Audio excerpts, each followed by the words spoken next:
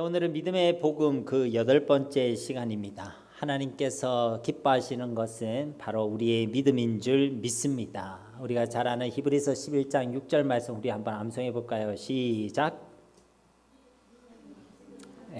기습 공격 당했죠. 천천히 해보겠습니다. 믿음이 없이는 하나님을 기쁘시게 하지 못하나니 하나님께 나아가는 자는 반드시 그가 계신 것과 또한 그가 자기를 찾는 자들에게 상 주시는 이심을 믿어야 할지니라. 아멘. 하나님께서 가장 기뻐하시는 것도 우리의 믿음이고, 우리가 하나님의 역사와 기적을 경험할 수 있는 것도 우리의 믿음이고, 세상을 이기고 승리할 수 있는 그 힘도 우리의 믿음인 줄 믿습니다.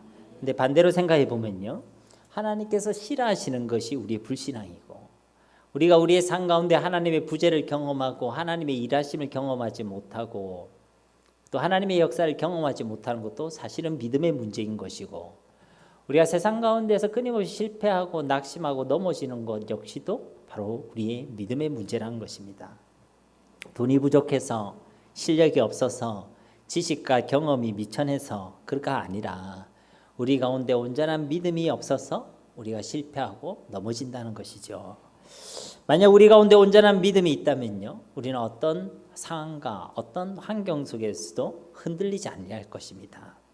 어떤 상황과 어떤 환경 속에서도 여전히 전능하시고, 여전히 나를 사랑하시고, 여전히 나와 함께 하시고, 여전히 우리를 인도하고 계시는 그 하나님을 우리가 믿고 확신할 수 있다면요, 우리는 반드시 이기고 승리하게 되는 줄 믿습니다.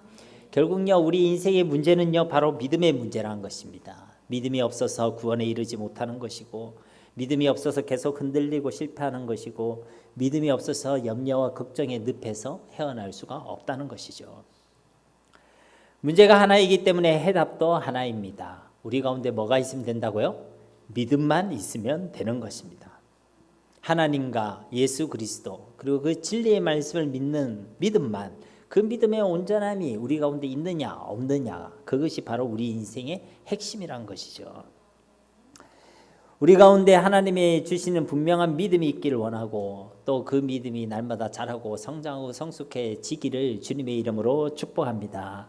저도 지금도 많이 부족하지만요, 하나님께서 제게 믿음을 이렇게 조금씩 더해 주시더라고요. 저는 드라마틱하게 한 번에 확 그냥 믿음을 주시면 좋겠다, 이런 기도를 참 자주 하곤 했고, 요즘도 답답하면 한 번씩 하는데, 저한테는 그렇게 잘 안 해주시고 조금씩 믿음을 더해 주시더라고요. 근데 이렇게 믿음이 조금씩 그래도 들어오고 자라니까 보는 관점도 달라지고 삶의 내용도 달라지고, 그리고 제가 직면하고 있는 여러 가지 상황과 환경에 대한 저희 반응도 달라지고, 때로는 시험이 오고 어려움이 올 때도요, 그 견디는 영적인 힘도 달라지더라는 것입니다. 이렇게 조금만 우리가 믿어 하나님께서 주시는 그 은혜의 풍성함은요, 말할 수가 없습니다. 그런데 우리 믿음이요, 더더 자란다. 그리고 그리스의 장성한 분량까지 이르렀다. 여러분, 그 삶이 상상이 되십니까? 그 삶을 기대하시기를 바랍니다. 우리가 그런 온전한 믿음으로 자라고 성장하고 성숙하면요, 우리와 우리 교회를 통해서 하나님께서는 한 시대에 남을 만한 놀라운 일을 우리와 우리의 가정과 우리 교회 가운데 허락해 주실 줄 믿습니다. 그러므로 진짜 저뿐만 아니라 우리 모든 성도님들의 믿음과 신앙이 정말로 자라가기를 주님으로 다시 한번 축복합니다. 이것을 하나님께서 참으로 기뻐하시는 것이고요, 우리가 이것을 소원하는 것보다 하나님께서 더 이것을 소원하고 계심을 믿으시기를 바랍니다. 그래서 우리는 지난 2번의 시간을 통해서 우리의 믿음의 성장을 위하여 하나님께서는 어떤 은혜의 방편들을 주셨는가에 대해서 말씀을 나누었죠. 그 첫 번째 은혜의 방편이 무엇이었습니까? 이래서 저는 행복합니다. 했던 얘기 계속해도 괜찮잖아요, 그죠? 첫 번째 하나님 주신 은혜의 방편은 바로 하나님의 말씀이었죠. 그래서 우리가 로마서 10장 17절 말씀을 우리가 봉독했었는데요, 그러므로 믿음은 들음에서 나고 들음은 그리스도의 말씀으로 말미암았느니라. 아멘. 그러니까 우리의 믿음은 바로 하나님의 말씀에서 시작된다는 것입니다. 믿음의 시작도 하나님의 말씀이지만, 이 믿음이 자라고 성장하고 성숙케 하는 하나님의 은혜의 방편도 하나님의 말씀이란 것이죠. 우리가 그 말씀을 예수님의 말씀으로 듣고 그 말씀을 우리가 가까이 하여서 그 말씀을 읽고 듣고 지키는 만큼 우리의 믿음이 성장하고 성숙되게 된다는 것입니다. 두 번째 하나님께 주신 은혜의 방편은 무엇이었죠? 예, 집사님 맞죠? 예, 저리 예리한 분이 계시기 때문에 제가 또 방심할 수는 없습니다. 그렇죠? 두 번째 은혜의 방편 바로 기도가 있었죠. 기도. 하나님께서 우리 믿음을 두고 우리가 기도하는 걸요, 하나님 정말로 기뻐하십니다. 우리 믿음이 여러분 마음에 내 믿음이 참 마음에 든다 하시는 분 한번 손 들어보세요. 이 정도면 내 믿음 정도면 난 참 마음에 든다 하시는 분 있습니까? 여러분 굉장히 건강하게 생활하시는 거죠. 제가 볼 때 참 믿음이 다 좋으신데 그렇지만 사실요, 자기 믿음을 자기가 생각할 때 참 모질한 게 항상 보입니다. 부족한 게 보이죠. 근데 이제 그 부족함을 가지고 어떻게 할 것이냐 했을 때 하나님께서 우리에게 기도라는 은혜의 방편을 주신 줄 믿습니다. 이게 얼마나 힘이 되는지 몰라요. 마가복음 9장 24절에 보면 그때 한 아이의 아버지 봤죠. 곧 그 아이의 아버지가 소리질러 이르되 내가 믿나이다. 나의 믿음 없는 것을 도와주소서 하더라. 나의 믿음 없는 것을 두고 하나님께 기도하면요, 하나님께서 믿음을 주신다는 거예요. 그래서 우리가 기도할 일이 많아요, 적어요? 여러분 기도 잘하고 계시죠? 사실상 우리가 24시간 기도해도 모자랄 정도로요, 기도할 일들이 참 많이 있습니다. 아픈 일도 있고 어려운 일도 있고 힘든 일도 있고 내가 감당하기 힘든 여러 가지 사건들 또 그런 상황들이 있거든요. 근데 우리가 기도할 그런 것도 다 중요한 기도 제목이고 우리가 기도해야 될 일들이죠. 그런데 우리가 반드시 꼭 놓치지 말고 기도해야 될 기도의 제목이 있습니다. 그게 바로요, 우리 믿음을 두고 기도해야 될 줄 믿습니다. 하나님, 나의 믿음 없음을 도와주옵소서. 하나님, 나를 불쌍히 여겨주옵소서. 나의 믿음이 흔들리고 있습니다. 나의 믿음을 바로 잡아주옵소서. 흔들리지 않는 믿음, 견고한 믿음, 빛나는 믿음, 반석과 같은 믿음, 하나님 기뻐하시는 믿음을 내게 주옵소서. 그때 하나님께서 우리의 믿음을 도와주실 줄 믿습니다. 그래서요, 우리로 하여금 믿음으로 살아가게 하는 거예요. 믿음의 역사를 경험하게 하시는 겁니다. 믿음 가운데 하나님께서요, 그 믿음을 기뻐하신다는 것을 우리로 깨닫게 하신다는 거예요. 그러나서 오늘은 이제 그 믿음의 성장을 위한 세 번째 은혜의 방편입니다. 오늘은요, 세 번째 은혜의 방편은 뭐냐면요, 전도입니다. 전도. 뭐라고요? 예, 전도란 겁니다. 오늘 말씀은 앞에 사도행전 10장을 배경으로 하고 있죠. 사도행전 10장은 베드로와 고넬료가 만나는 사건을 기록하고 있습니다.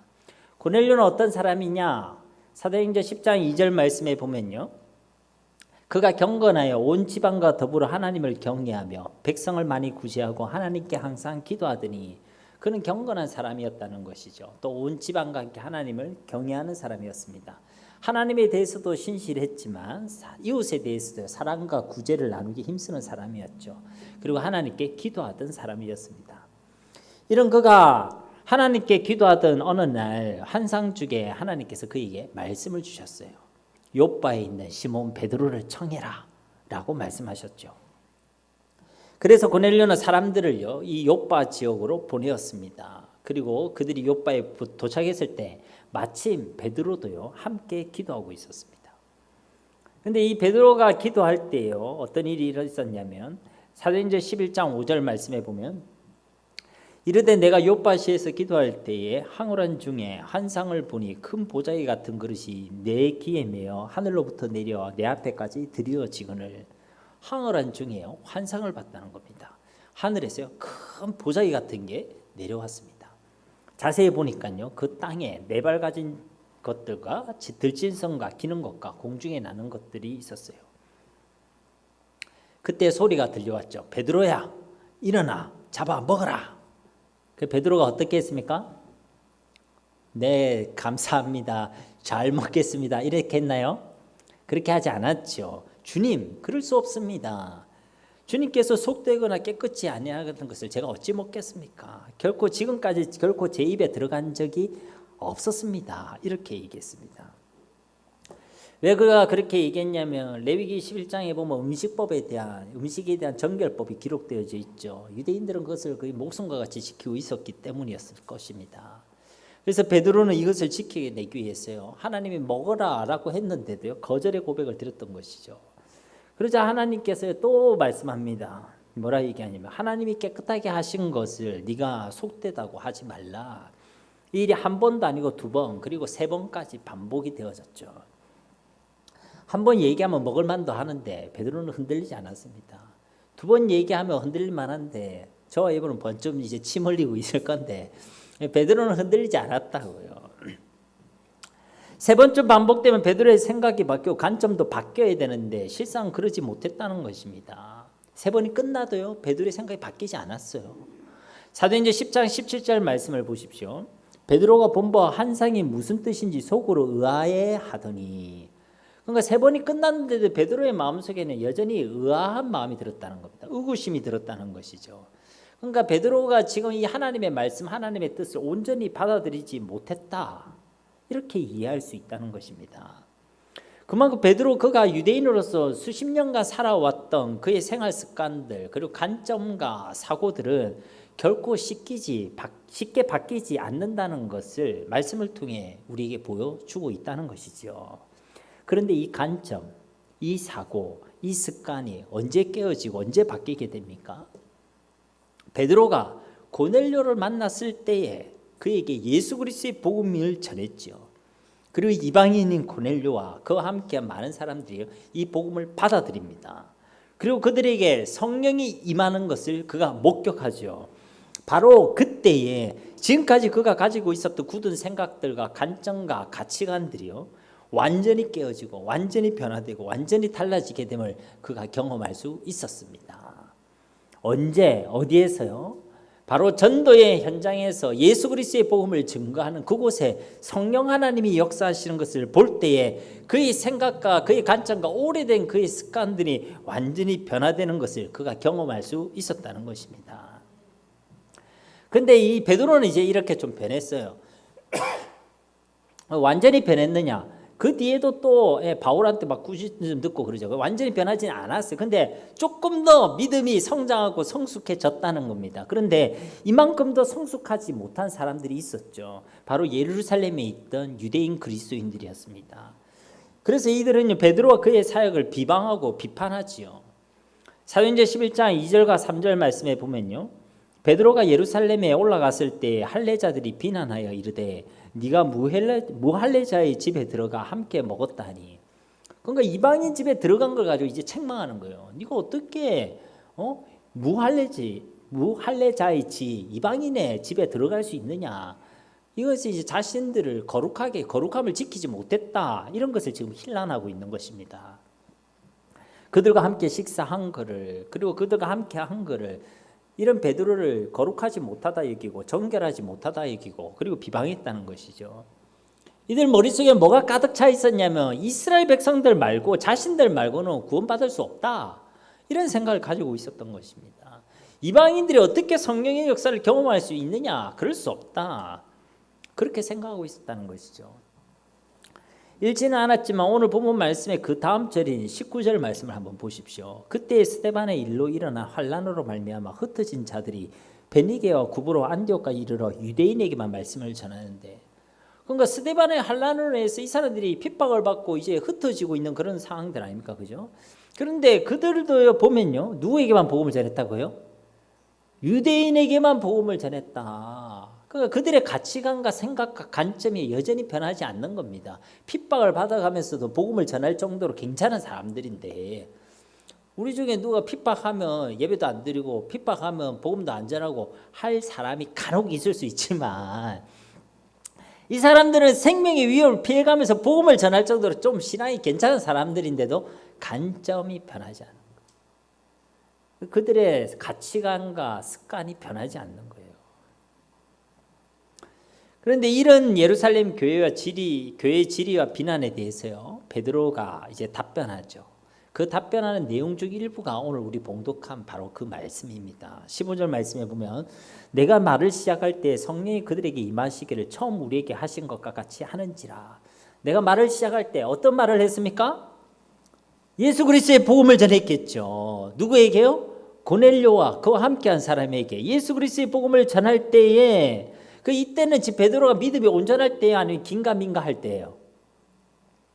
아까 우리 읽었잖아요. 긴가민가 하고 있는 그럴 때예요. 의아하게 생각하더라. 그런 생각 가운데 지금 간 거예요. 가서 고넬료를 만났어요. 그리고 고넬료 만나고 나서 복음 전하면 되는데 네가 나를 왜 불렀느냐 그랬잖아요. 어찌 나를 불렀냐. 아니 그 사람이 뭐 그러니까 지금도 확신이 안 드는 거예요. 복음에 대해 확신이 안 드는데 어찌 네가 나를 불렀느냐. 그러면서 이제 상황을 보니까 이제 복음을 전해야 되는 상황이란 걸 아는 거죠. 그리고 복음을 전했어요. 베드로의 믿음이 온전했다, 온전하지 않았다? 온전하지 않았다. 그런데 그때 복음을 전할 때 성령이 그들에게 임하시기를 그 시간 성령 하나님께서 역사하셨다는 것입니다. 사랑하는 성도님 여러분, 우리가요 좋은 전도자, 정말 괜찮은 전도자로 준비되는 거 이건 너무나 중요한 일이죠. 그런데요 하나님은 너무 급하십니다. 이 땅에 죽어가는 자들을 보면서 하나님의 마음은 지금 급하시다고요. 그리고 너무나도 간절합니다. 어떤 간절함요? 그 영혼들을 구원하시기를 하나님께서 너무나도 간절히 소원하고 계시다는 것이죠. 우리가 조금요 괜찮은 전도자로 준비되는 거 너무 중요하지만 조금 부족해도 괜찮습니다. 진짜 우리 마음속에 전도에 대한 소원을 가지고 정말로 예수가 그리스도라는 것을 내가 알고 나아간다면요 하나님께서는 오늘 베드로에게 행하셨던 것처럼 우리의 삶의 걸음 가운데 전도 현장 가운데 이런 하나님의 역사를 허락해 주실 줄 믿습니다. 물론 우리가 이리 얘기하니까 베드로가 한없이 부족한 사람, 모질한 사람으로 혹시 생각될지 모르겠지만 그는 완전히 부족한 사람이 아닙니다. 그는요 예수 그리스도의 십자가 부활을 분명히 목격한 사람이에요. 그거는 부인 못하는 사람입니다. 오순절 그 다락방이에요. 성령의 충만한 임재와 역사를 경험한 사람입니다. 그러니까 이거는요 그에게 주신 하나님 특별한 은혜가 있는 사람이었다는 거예요. 그가 예수 그리스도의 증인이었다는 것입니다. 예수님의 십자가에 대해서 설명하는 사람이 아니었어요. 예수님의 부활에 대해서 그냥 가르쳐주는 사람이 아니었습니다. 그가 목격한 것을 그대로 증언한 증인이었다는 겁니다. 그가 예수 그리스도에 대한 분명한 믿음이 있었고 분명한 증거를 가진 사람이었다는 것이죠. 이런 사람에게 하나님께서 성령의 충만함을 주시고 그의 걸음을 인도하시고 만남의 축복을 주시고 복음이 증거되고 영혼이 구원되는 하나님의 역사를 허락해 주셨다는 것입니다. 누구에게요? 이런 예수 그리스도의 증인에게. 저는요 저와 여러분이 진짜 이 예수 그리스도의 증인이 되시기를 주님의 이름으로 축복합니다. 그냥 이것을 우리가 성경에서 봤어 하고 이야기하고 가르쳐주는 사람이 아니라 진짜 예수님은 살아계시더라. 예수님은 그리스도시더라. 그의 십자가 역사적 사실이고 그의 부활은 지금도 우리 가운데 증언되고 있는 하나님의 말씀이더라. 이것을 우리가 분명히 증언할 수 있는 예수 그리스도의 증인이 되어야 할 줄 믿습니다. 우리 중 몇 사람만 이렇게 성령으로 충만한 예수님의 증인이 되고 또 그런 몇 사람이 모여서 팀이 되면요 하나님께서 우리 교회에게 초대교회 같은 하나님의 역사, 부흥의 역사를 허락하시고 이 양산 땅에 하나님께서 놀라운 일들을 일으켜 주실 줄 믿습니다. 여러분 그것을 소망하세요. 그것을 꿈꾸시기 바랍니다. 여러분 중에는 아이고 목사님 그러면 저는 예수님도 아직 잘 모르고 성령으로 아직 안 충만하니까 전도해봐야 소용없겠네요. 그렇게 반대로 생각하고 계신 분 있으십니까? 아니 내가 뭐 예수님도 잘 모르고 나는 예수님 십자가 부활을 아직 목격도 잘 못하고 그럼 암만 전도하고 현장에 나가도 제가 전문용어로 뭐라고 했습니까? 나가리네요. 그럼 우리 나가리입니까? 그렇게 생각하고 계신 분 있습니까? 그게요 엉터리입니다. 그렇게 우리가 부족하니까 그렇게 우리 연약하니까 우리는 더욱더 전도의 현장으로 나아가야 될 줄 믿습니다. 예수님께서 제자들에게 하신 것을 보십시오. 예수님 그의 공생애 동안에 계속 제자들에게 복음의 말씀을 주십니다. 함께 하시지요. 기도를 가르쳐 주십니다. 그리고 전도 현장을 그들에게 몇 번이나 보내셨습니다. 성경에는 몇 번 보냈다라고 되어 있지만요. 아마도 이 제자들을 지속적으로 보내셨을 것입니다. 여러분 중에 이 일을 혹시 제기할 분이 계세요. 성경에 몇 번만 보냈는데 왜 여러 번 보냈다고 목사님 주장하십니까? 그럼 여러분 한번 생각해 보십시오. 예수님이 자신이 그리스도이신 거 성경에 기록한 거 세일이면 횟수가 나오겠죠. 그럼 그때만 증거했다고 생각하는 게 옳습니까? 아니면 그 중요한 메시지 자신이 그리스도라는 것을 제자들과 함께 있을 때마다 그 중요한 복음을 계속 전해줬다고 생각하는 게 맞습니까? 당연히 후자가 맞죠. 성경에 있는 예수님 말할 때 말고 예수님 그 입을 딱 다물고 있었습니까? 입을 다물고 있었나요? 그렇지 않다는 것이죠. 요한복음 21장 25절에 보면요, 예수께서 행하신 일이 이 외에도 많다. 그것을 낱낱이 이걸 기록한다면 이 세상이라도 이 기록된 책을요 다 두기에 부족할 줄 아노라. 그러니까 예수의 하신 얘기를요 다 성경에 기록한 것이 아닙니다. 핵심을 축약한 것이죠. 수도 없이 반복됐겠지만은 그 중에 핵심을 축약해가지고 우리에게 알려주셨다는 겁니다. 그러니까요, 제 아들을 몇 번 보냈다는 거예요. 그 전에도 횟수는 모르겠지만 계속 지속적으로 보내셨다는 거예요. 어쨌든 횟수가 중요한 것은 아닙니다. 중요한 거는요, 예수님이 제 아들을 그렇게 보내셨다는 것이고 그때마다 제 아들에게는 어마어마한 열매가 있었던 것이 아니란 것이죠. 예수님 공생애 때에 제 아들이 나갔을 때 흔한 말로 허탕쳤습니다. 굳이 실패와 성공으로 평가를 하자면 성공이 아니라 실패, 그것도 대실패라고 이야기할 수 있겠죠. 그런데 이거는요 실패가 아닙니다. 왜 실패가 아니냐? 예수님께서 제자들을 지금 보내신 분은 예수님이시잖아요. 예수님의 사역에 실패가 있을 수 있습니까? 없습니까? 혹시 예수님이 실패했다 이렇게 얘기하시는 분 있습니까? 혹시 그리 생각되시는 분은 마치고 저랑 개인 면담 좀 하시는 게 좋습니다. 그러니까 그 제자들을 파송한 게 예수님인데 그 예수님의 사역에 실패가 있을 수가 없다는 것이죠. 그런데 왜 제자들이 나가봐야 뭐 열매도 없고 뭐 이렇게 뭐 놀라운 일이 일어난 것도 아니고, 그런데 왜 되지도 않는 그 전도 현장으로 제자들을 계속 보내셨겠냐는 것이죠. 그들을 예수님의 증인으로 예수님의 제자로 세우기 위해서는요 바로 그런 과정이 반드시 필요했다는 것입니다. 전도 현장에 나가보면요 하나님께서 역사하시는 거 가장 분명하게 확인할 수 있습니다. 제가 제일 처음 복음을 전한다고 나간 곳이요 해운대 백사장이었거든요. 그때 이제 제가 섬기던 교회에서요 밤마다, 그 당시에는 저녁 예배였잖아요, 그죠? 저녁 예배 드리고 나서 밤에 이제 저녁밥을 먹고 해운대 백사장에 가서 복음을 전했어요. 죄송합니다. 제 담당이 뭐였냐면, 제가 이제 한번 얘기했습니까? 제 담당이 뭐였냐면 찬양전도인데 제 담당이 뭐냐면 율동이었습니다. 지금 비웃으시는 거예요? 제 생각보다 부드럽습니다, 제가. 제가 율동이었는데요. 그렇게 해서 이제 복음을 전하는데 복음을 전하니까 이게 입이 안 들어지는 거예요. 그래서 제가 얼마 전에도 모처럼 복음 전하면서 제가 뭐라 얘기했다고 했습니까? 금방 드세요. 그래서 제가 아이고 참 목사가 여지가 해도 안 훌륭하구나 이런 생각하면서 참 회개했는데, 해운대 그때 저희들 찬양조도 가서도요 이 얘기를 못 하겠는 거예요. 그 당시에는 요즘 애들이 헤어스타일이 자유롭지만 우리는 헤어스타일이 그때 깎아머리잖아요. 제 중학생 때였거든요. 그 깎아머리로 해가지고 딱 가서 보니까 어른들이 가서 이렇게 얘기하는 거예요. 처음에 보니까 누구한테 얘기해가지고 선생님 행복하십니까 이러더라고요. 아 저리 얘기되는가 싶어서 저도 가서 얘기했죠. 아저씨 행복하세요. 그러니까 그 아저씨가 제 얘기를 들어주겠어요, 안 들어주겠어요?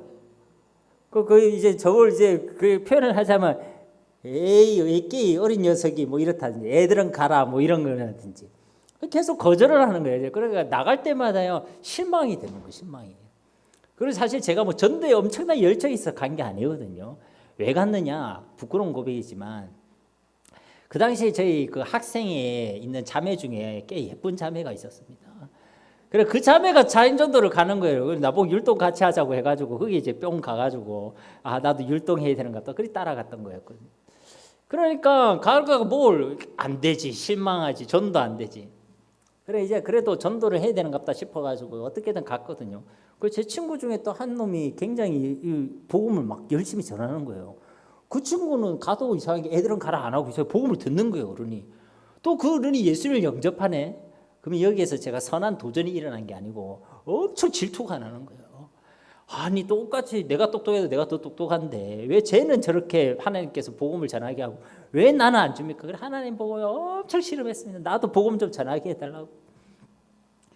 그러다가 제가요 어떤 분을 이리 만났는데요, 이 병을 줍고 있는 아저씨였거든요. 이 모래사장에 병을 주워가지고 마대자루에 넣어가지고 그걸 이제 팔고 뭐 그 생계 유지를 그렇게 하시는 분이셨는데, 그 이제 제가 또 거절할 줄 알았지만은 갔어요. 그래가 아저씨 행복하십니까? 제가 배운 건 그밖에 없어가지고 그랬는데 그분이 놀랍게 저를 쳐다보는 거예요. 제가 교회에서 나왔는데 혹시 예수님 이야기도 되겠습니까? 하니까 해보라는 거예요. 그래서 제가요, 와, 기적이 일어났다 싶어가지고 막상 해보라니까요, 무슨 말을 해야 되는지 모르겠어요. 항상 이 거절만 당해놓으니까 무슨 말을 해야 될지 모르겠더라고요. 그 당시에 뭐가 있었냐면 지금 우리 교회 주보처럼 사역리 같은 이런 게 있었어요. 그걸 읽었습니다. 제 내용은 잘 기억 안 나지만 하여튼 사역리 내용이었어요. 하나님을 떠나 있어서 우리가 행복하지 않다. 우리 하나님을 떠난 이유가 죄다. 당신은 죄인이다. 당신의 문제가 해결되려면 예수님을 믿어야 된다.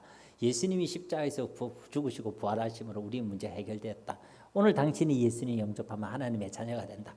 아마 이런 내용이었을 거예요. 그걸 읽었거든요. 읽었고 나서 제가 뭐라 했냐면, 아저씨 예수님 영접하시겠습니까? 이랬는데요, 그분이 예수님 영접하겠다는 거예요. 그리고 나서 제가 무슨 예수님 영접 기도를 그럼 따라 하시겠냐면 따라하는 거예요. 근데 막 울면서 따라 하시는 거예요. 그리고 이제 저도 무슨 일인가 싶어가지고 같이 막 울면서 기도했던 기억이 있거든요. 근데 그 아직 영접 기도 끝나고 났더니 저보고 뭐래 얘기했냐면, 백사장 저 반대편에 우리 아들이 병을 죽고 있는데 우리 아들한테도 이 예수님 얘기를 해달라는 거예요. 그리고 백사장 그 반대편에, 이제 그 반대편에 어디냐면 조선빛이 있는 그쪽이잖아요. 그쪽으로 이제 이렇게 갔습니다. 그쪽으로 가면요, 불빛이 점점 그 당시는 없었거든요. 그리고 혹시 나를 어두운 데 끌고 가려고 그러는 건가. 근데 갔는데요, 진짜 아들이 있는 거예요. 그 아들한테 복음 전했거든요. 그 아들도 예수님 영접하는 거예요. 그래서 제가요, 그때 충격받았어요. 왜 충격받았냐, 몇 가지 충격받았는데, 하나는 복음이 말의 능력이 있는 게 아니구나. 내가 진짜 이것을 소원하고, 좀 불순한 동기 한 반쯤 섞여 있었지만 내가 이것을 소원하고 예수님을 좀 버벅대면서 그냥 읽기만 했는데도 하나님이 구원의 역사를 이루시는구나. 그리고 두 번째는 진짜 예수님이 구원의 이름이구나. 한 사람에게 삶의 새로운 삶을 허락하는 생명의 이름이구나. 이 두 가지가 저한테 막 탁 가슴에 와닿았거든요. 근데 그때 제가 생전에 한 번도 경험해 보지 못한 기쁨이 막 넘치는 거예요. 구원은 이 사람들이 받는데 제가 기쁘더라고요. 제가 이 사람들이 구원받고 이 사람들이 막 하나님의 자녀가 됐는데 제 마음속에 막 기쁨이 넘치는 거예요. 그래서 그때부터는요, 제 마음속에 이 복음 전해야 되겠다. 그래서 제가 현장 전도를 계속 나갔습니다. 그 뒤는요, 그 예쁜 자매가 결석하는 날도 나갔어요. 굉장한 거예요. 이거는 그 당시에는 그 자매가 안 가면 나 안 가고 뭐 이런데, 왜냐하면 이제 목적이 좀 바뀌었거든요. 그때부터 나가니까요, 하나님께서 한 분 계속 만나게 하시더라고요. 웬만하면 허탕치는 일 없이 복음을 전하게 하시고 또 예수를 믿게 하시고, 그러면서 제가요, 제 꿈도 바뀌었습니다. 그 전까지 제가 학교 선생님이 꿈이었거든요. 꿈도 바뀌었어요. 어떻게 바뀌었냐? 내가 진짜 예수님을 전해야 되겠다. 일평생 이 전하면 좋겠다. 왜냐하면 그게 그렇게 기쁠 줄 몰랐거든요. 그렇게 즐거울 줄 몰랐거든요. 그래서 제가 무슨 말씀을 드리고 싶냐면요, 우리가 예수님을 믿는 거 중요한데요, 그 예수님을 믿는 믿음을 가지고 우리가 현장에 나가서 예수가 그리스도라는 것을 증거하고 하는 그 전도 현장을 통해서요, 우리에게 주신 그 믿음이 더 분명해진다는 것입니다. 전도 현장을 통해서 우리의 믿음이 더욱더 성장하고 성숙되어진다는 것입니다. 저 같은 모질한 사람도요, 하나님께서 그래도 그 현장을 통해서 꿈을 꾸게 하시고 믿음을 자라게 하시고 하나님의 역사를 경험하게 하셨는데, 우리가 그런데 이 전도 현장을 놓친다는 것은요, 얼마나 우리 삶에 큰 하나님의 은혜의 방편들을 놓치고 있다. 그리고 그것을 꼭 알았으면 좋겠습니다. 우리가 화요일마다 모이잖아요. 화요일 현장 전도 모이잖아요. 우리에게 어떻게 생각해 보면요, 이렇게 전도지 나눠주고 작은 선물 하나 주고 뭐 이래가지고 전도가 되겠나 싶기도 하고 이런 생각이 들 때가 있거든요. 뭐 전도지 이거 나눠주고, 어떤 사람은요, 뭐 고맙다고도 안 합니다. 그냥 낚아채듯이 가져가는 사람도 있고요, 딱 보고는 행 하고 돌아가는 사람도 있고요.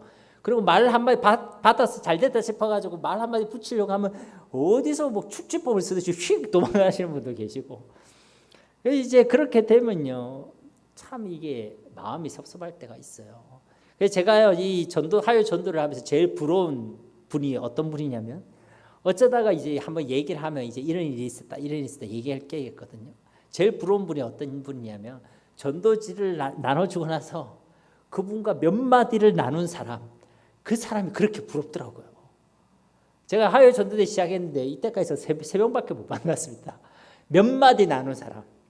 예수님의 복음을 전해보지도 못했어요. 한 사람을 만나는 게 그렇게 힘들더라고요. 한 사람에게 복음을 전하는 게 그렇게 힘들더라고요. 그러니까요, 저도 사람이기 때문에 순간순간 낙심이 될 때가 있습니다. 그런데요, 제가 과거에 있었던 그 일들이 생각이 나는 거예요. 그 백사장에서 수도 없이 거절을 당하고 수도 없이 애들은 가라 하면서 쫓겨났던 그때가 생각이 나더라고요. 그렇게 하나님께서 그 시간들을 통해서 나를 예수 그리스도의 증인으로 세워가실 하나님에 대한 그 소망 때문에 다시 마음 가운데 힘을 얻게 되는 겁니다. 그리고 우리 성도님들이 그 현장을 통해서 하나님께서 어쨌든 계속 만지시고 계신다는 게 저한테 확신이 딱 드니까요, 그 시간이 너무 귀한 거예요. 그렇다고 여러분이 또 휴가 내고 화요일날 다 나와라 이런 얘기 아닙니다. 시간적인 어려운 분들은 전혀 부담 가지실 필요 없습니다. 그렇지만요, 우리에게 처해지는 그 현장 속에서 우리가 만나는 사람들을 그냥 두면 안 됩니다. 그들을 우리 두고 우리는 기도해야 되겠고, 그냥 업무적인 관계로만 생각하지 말고, 그냥 이웃의 좋은 이웃으로만 생각하지 말고, 그들에게 예수가 그리스도의 심이 증거되어야 될 전도 대상자라는 것을 우리가 알고 그들을 위해 우리가 기도하고 사랑으로 섬겨야 될 줄 믿습니다. 그리고 사실은 그게 더 진짜입니다. 우리가 여기 이제 현장 전도 나가는 게 너무 중요하지만요, 그때 만날 사람들 잠깐 스쳐 지나간 사람들이잖아요. 내 삶 가운데 만날 사람들은요, 나와 관계가 있는 사람들이에요. 그 사람들은 정말 하나님께서 내게 붙여준 사람이 틀림이 없거든요. 그러니까 그 사람들을 위해서 기도하고 사랑으로 섬기는 거 꼭 필요합니다. 그들을 어떻게든 잡아뜨려 가지고 교회로 끌고 와라 그런 이야기가 아니라, 그러면 오히려 더 전도 안 됩니다. 그 사람들 눈치가 있지. 아, 이게 나를 꼬으려고 그러는구나. 이게 나를 지금 교회 데리고 가려고 그러는구나. 그들도 안다고요. 그러지 마시고 예수님의 사랑으로 그들을 충분히 사랑하시고 섬기면 나머지는 하나님께서 하실 줄 믿습니다. 어쨌든 이 전도 현장은요, 예수님을 실제로 우리가 알아가는 현장입니다. 우리가 증인으로 예수님의 증인으로 세워가신 하나님의 특별한 훈련장이 바로 전도 현장이라는 거, 여러분의 삶의 현장이 그런 특별한 하나님의 역사와 응답이 예비되어 있다는 거, 저와 여러분이 꼭 알았으면 좋겠습니다. 다시 본문 말씀으로 돌아와서요, 베드로가 고넬료와 그와 함께한 사람에게 복음을 전할 때요, 이렇게 똑같이 성령의 역사가 일어남을 베드로가 보았다는 것이죠. 그때 그의 생각과 가치관과 그의 습관들이 완전히 변화가 되어졌다는 것입니다. 그리고 이제 베드로가요, 믿음이 생기니까 담대해졌죠. 17절 말씀해 보니까 그런즉 하나님이 우리가 주 예수 그리스도를 믿을 때 주신 것과 같은 선물을 그들에게도 주셨으니 내가 누구에게 하나님을 능히 맡겠느냐 하더라. 하나님께서 유대인에게나 이방인에게나 똑같이 구원의 역사를 이루고 이 복음의 능력이 유대인이든 이방인이든 모든 믿는 자들에게 구원을 베푸신 하나님의 능력이 됨을 그가 다 그들을 목격하게 되었으니까 이제 분명히 얘기할 수 있는 것이죠. 누가 이 하나님의 역사를 막겠느냐, 누가 이 복음의 능력을 제한하고 막을 수 있겠느냐라고 분명하게 얘기한다는 것입니다. 하나님께서 행하시고 하나님께서 하시겠다는데 누가 안 된다고 이야기할 것이고, 누가 그런 일이 일어날 수 없다고 할 것이고, 누가 이것은 안 된다고 계속 불신하는 말을 쏟아낼 수 있겠느냐는 것입니다. 여러분, 전도는 하나님이 역사하시는 일인 줄 믿습니다. 하나님의 소원이고 전적인 하나님의 일하심이란 것이죠.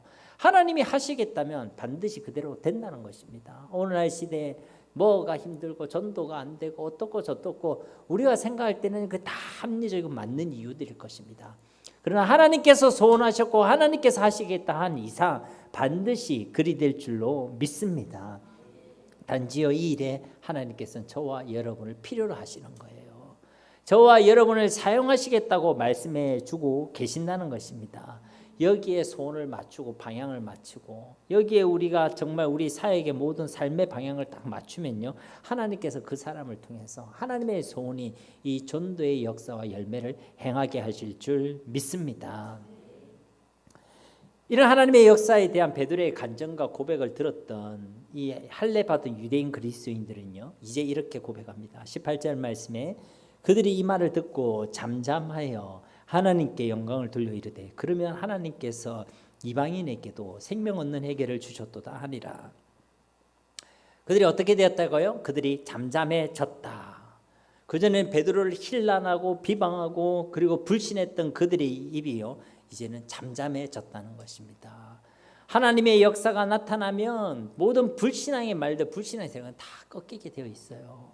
자꾸만 내가 불신앙의 입이 내 입을 통해 나간다. 그건요 내가 하나님의 역사를 못 보고 있어서 그런 것입니다. 하나님의 역사를 내가 믿지 못하고 있는 것입니다. 그러니까 계속 입으로는요 불신앙의 이야기, 이래서 안 되고 저래서 안 되고 이렇게 해서 안 되고 그건 다 내 이야기일 뿐입니다. 하나님의 역사를 경험하고 있는 사람은요 안 된다 이야기하기 전에 내게 능력 주시는 자 안에서 내가 모든 것을 할 수 있습니다. 이것이 바로 믿음의 고백인 줄 믿습니다. 그리고 하나님께서 행하신 그 구원의 역사를 보면 이제는 하나님께 영광 올려드리지요. 그리고 그들도요 베드로와 똑같은 믿음의 고백을 합니다. 하나님께서도 이방인에게도 생명 얻는 해결을 주셨도다. 그러니까 이 전도 현장에 일어났던 하나님의 역사를 함께 나누기만 해도 그 나눔을 받은 사람에게도 어떤 일이 일어났습니까? 변화의 역사가 일어나게 되었다는 것입니다.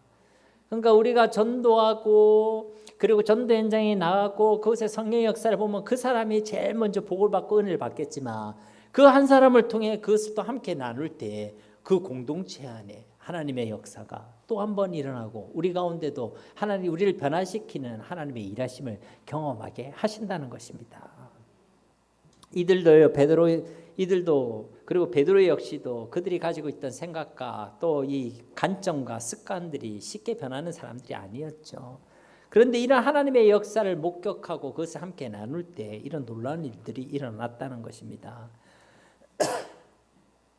이와 같이 우리가요 진짜 복음을 전하고 영혼을 구원하는 전도 현장으로 나아가면요 바로 그때 우리 믿음이 성장하고 성숙해지게 되는 줄 믿습니다.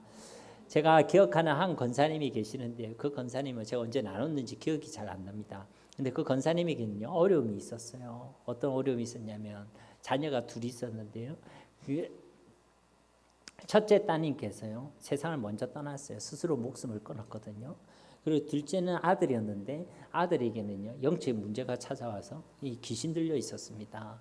그래서 집에서 막 이상한 소리를 듣는다 하고 이상한 소리를 내기도 하고 그러다가 이 권사님이요 생전 불자였거든요. 불자였고 보살이었는데 이분이 예수님을 영접하게 된 거예요. 하나님의 자녀가 됐죠. 그러고 나서 이제 자기가 예수를 믿고 나니까 너무 좋은 거예요. 너무 행복한 겁니다. 그래서 제일 먼저 생각났으면 자기 아들과 자기 남편이 생각이 났어요. 근데 아들은 귀신 들려 있지 어떻게 해야 될지 모르잖아요. 그래서 이분이 순수한 마음에 어떻게 생각했냐면 성경책을 갖다 놓으면 귀신이 떠나간다 이렇게 생각하고 잘 때마다 그 머리맡에 성경책을 몰래 갖다 놨거든요. 근데 이 아이들이 얼마나 강팍하면 그 성경책을 그냥 찢습니다. 또 찢어버리는 거예요. 그리고 이제 찬송가를 좀 틀어놓으면 괜찮겠다 싶어가 찬송가를 틀어야 때 엄마를 향해 성경책을 던지고요. 막 폭력적인 일들이 일어나고 막 그랬습니다. 그러니까요, 이 성들이 마음이 약해질 법하잖아요. 그런데요, 더 마음이 강해지는 거예요. 아, 진짜 이 아이들이 예수님 믿어야 되겠다. 남편도 예수님 믿어야 되겠다. 그러다가 이제 그 집에요, 이제 그 당시 담임 목사님과 함께 이제 신방을 갔습니다. 이제 남편에게 복음을 전해달라고 해서 갔는데 남편 앉혀놓고 이제 복음을 전했어요. 복음을 전했는데요. 복음 다 전하고 났더니 남편, 아들, 자기 일이 있었는데 복음 다 전하고 나서 이제 물어본 거예요. 선생님한테. 선생님, 이 예수 영접하겠습니까? 했더니 이 남편분이 뭐라 얘기했냐면 아, 오늘 좋은 말씀 많이 들었습니다. 한번 생각해 보지요 하고 복음을 거절했어요. 정중하게. 그런데 그 옆에 있던 이 아들 있잖아요. 아들. 그 이 아들이요. 그 목사님께서 저는 이 복음을 다 듣고 있었어요. 그 아들한테 그냥 목사님이 또 물어보시더라고요. 아들은 어때? 이랬는데 그 청년이요. 예수를 믿겠다는 거예요. 그래서 예수 영접기도 했거든요. 근데 그 시로 그 청년이 가지고 있던 영적 문제가 완전히 해결됐습니다. 귀신이 떠나갔어요. 그리고 청년에 나와가지고요. 청년의 예배 드리고 하나님께 예배하고 이것을 제가 옆에서 봤잖아요. 그러면 여러분 어떤 생각이 듭니까? 아, 예수님이 애들 말로 구라구나. 예수님이 가짜구나. 예수님이 거짓이구나. 이리 생각할까요? 아니면 예수님이 진짜구나. 예수님이 진짜 생명의 이름, 구원의 이름이구나. 예수님의 이름에 진짜 권세가 있고 능력이 있구나. 이리 생각할까요? 잘 모르겠어요. 당연히 후자잖아요, 그죠? 그걸 딱 보는 순간에 진짜 예수님이 사실이구나.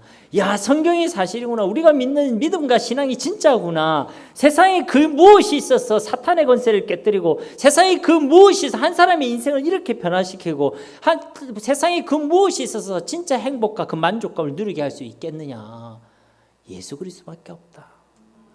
예수 그리스도밖에 없다. 그러니까 그것이요, 복음이 증거되는 그곳에서 그것을 우리가 경험한다는 겁니다. 가장 분명하게 예수님의 이름의 권세와 능력과 생명을 경험할 수 있는 곳이 바로 복음이 증거되는 그 현장인 줄 믿습니다. 우리는 그 현장을 놓치지 말아야 된다는 것이죠. 진짜 전도의 소원, 전도의 삶 없이는요, 우리 믿음이 온전해질 수가 없습니다. 항상 한쪽을 비워놓게 되는 것이거든요. 어떤 분은 내가 좀 더 온전해지면 전도하겠습니다. 내 신앙이 좀 괜찮아지시면 전도하겠습니다. 그거 아닙니다. 전도를 통해 우리의 믿음이 온전해지는 거예요. 전도를 통해 우리가 더욱더 성숙해지는 것입니다. 그렇게 우리가 성장하고 성숙해지고 예수님을 알면 아는 만큼 또 하나님께서는 우리에게 전도의 열매와 문을 열어주시는 줄 믿습니다. 그러니까요, 처음 한 박에 안 된다고 나랑은 전도가 안 맞구나, 내가 갔더니 뭐 안 되더라 이러면서 전도는 내 은사가 아니구나, 그런 거 없습니다. 전도가 무슨 은사입니까? 예수님을 알고 믿고 성령으로 충만하면 하나님께서 행하시는 게 전도인 줄 믿습니다. 그러니까요, 내가 전도가 안 되더라 하는 사람들은 아예 전도 현장에 더 살아야 돼요. 전도가 잘 되시는 분은 이불 현장 안 가도 하나님 만남의 축복을 주시고 성령으로 이끌어 주시고 하나님께서 또 이 놀라운 부흥을 경험하게 하시고, 근데 내가 그 정도 수준이 안 된다 하면요, 전도의 손을 품고 사람을 품고 현장으로 나가서 어떻게든 복음이 증거되는 그곳에 우리가 있어야 될 줄 믿습니다. 그래야 하나님 그걸 기뻐하시죠.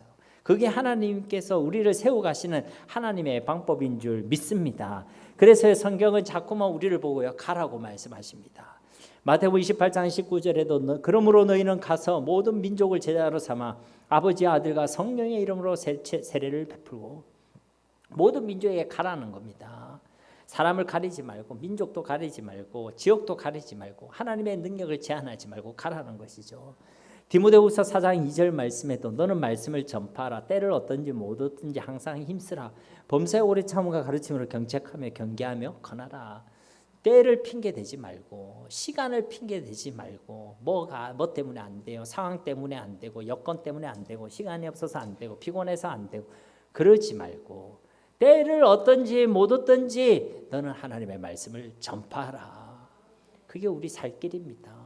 우리의 믿음이 자라고 성장하고 나의 믿음이 살아있다는 것을 확인할 수 있는 유일한 현장, 너무나도 복된 현장이 바로 전도의 현장인 줄 믿습니다. 그러므로 사랑하는 성도 여러분, 전도의 소원, 영혼 구원의 소원을 품으시기 바랍니다. 사람을 데리고 와라 이야기 절대 아닙니다. 전혀 정 안 되면 다른 교회로 안내하셔도 돼요. 제가 교회 부흥을 위해서 이야기하는 것이 아닙니다. 우리의 믿음의 건강함을 위해 이야기하는 것입니다. 우리의 믿음의 성장을 위해서 말씀드리는 것입니다. 그것이 하나님의 소원이고 하나님의 방법이기 때문에 여러분에게 말씀드리는 거예요. 이 전도는 나의 성장을 위해서도 우리가 해야 되겠지만 그 전에 하나님의 피 맺힌 소원이고 하나님의 명령임을 우리는 기억해야 될 줄 믿습니다. 이것을 우리가 간절히 사모했으면 좋겠어요. 여러분이 다른 거 기도하실 때 꼭 이걸 기도했으면 좋겠습니다. 하나님, 내게 영혼 구원에 대한 소원을 주십시오. 주님의 마음을 품게 해주십시오. 영혼에 대한 사랑으로 살아가게 해주십시오. 내 마음에 안 들지만 그 인간도 진짜 예수님 믿게 해주세요. 내 마음에 안 들지만 저 아저씨도 예수님 믿게 해주세요. 내 마음에 안 들지만 내 직장 동료들도 진짜 예수님 믿게 해주세요. 여러분, 그런 마음이 우리 가운데 있는 사람이 복된 사람입니다. 영혼을 사랑하고 긍휼히 여길 수 있는 마음을 가진 사람이 진짜 축복의 사람인 줄 믿습니다. 이러한 마음으로 이 땅을 살아가며 우리의 믿음의 성장과 성숙을 경험하고 그 믿음으로 세상을 이기고 하나님을 기쁘시게 하고 하나님의 놀라운 역사를 경험할 수 있는 우리 모두가 다 되시기를 예수님의 이름으로 간절히 축원드립니다. 우리 말씀을 기억하시면서 함께 기도하기를 소망합니다. 우리의 마음 가운데 주님, 전도의 소원을 주옵소서, 영혼 구원의 소원을 주옵소서. 하나님 가장 기뻐하시는 일에 우리의 삶이 드려지게 하시고 그 시간을 통해 우리의 믿음과 우리의 신앙이 날마다 자라고 성장하고 성숙해질 수 있도록 도와주시옵소서. 이 시간 합심으로 기도하겠습니다.